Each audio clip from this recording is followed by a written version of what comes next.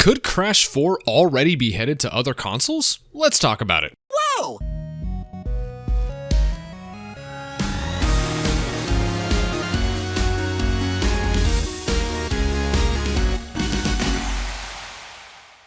Hey everyone, Shemp here again, and welcome to yet another Crash Bandicoot 4 video. Today, I'd like to quickly discuss something that we all knew would happen sooner or later, but I just didn't expect it to be so soon. Crash 4 has been out for a little bit now, and I'm sure everyone's screaming with rage or blasting through it no problem. One thing we probably all are anticipating is next-gen Crash Bandicoot, and even Spyro the Dragon. Recently, on the ESRB website, which is the American rating system for all overseas viewers, a rating for Crash Bandicoot 4 It's About Time popped up for the Xbox Series X.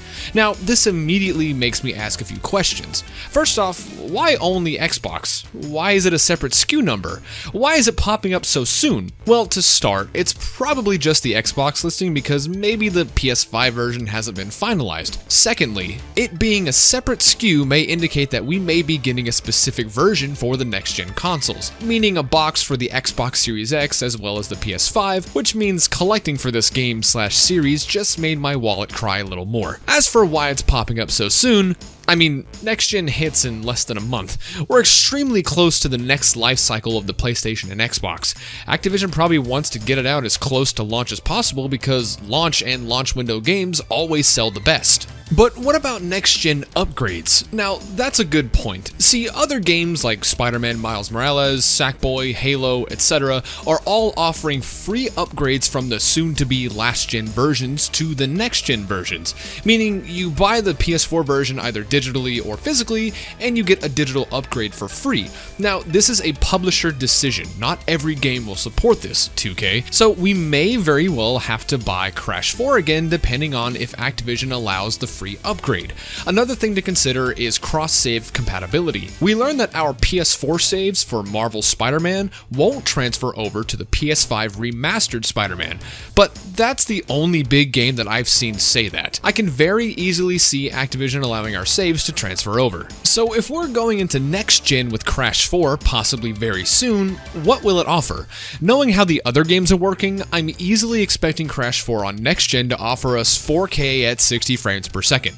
If you haven't seen it already, Digital Foundry did an amazing technical analysis video on Crash 4's performance and showcased how it kind of struggled on even the base PS4, and especially the Xbox One S. It was even odd for the Xbox One X, the currently most powerful console. Crash 4 displays at 4K, but doesn't, meaning the UI elements are all 4K while the game itself is still only 1080p.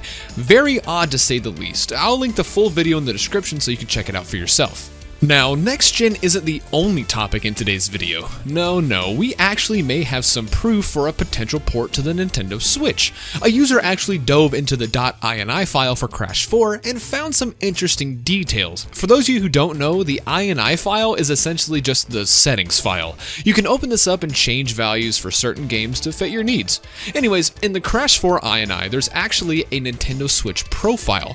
Now, we need to take some things into consideration here. We all know Crash 4 is coming to the Switch, right? I mean, Insane launched around the same time as Mario Tennis Aces on the Switch and outsold it easily. But when we're getting it is still up in the air. See, Crash 4 runs off of Unreal Engine 4. This engine is used by so many different developers, and since it's so frequently used, there are profiles for all consoles already in the engine itself. So this could potentially be leftover code from default Unreal.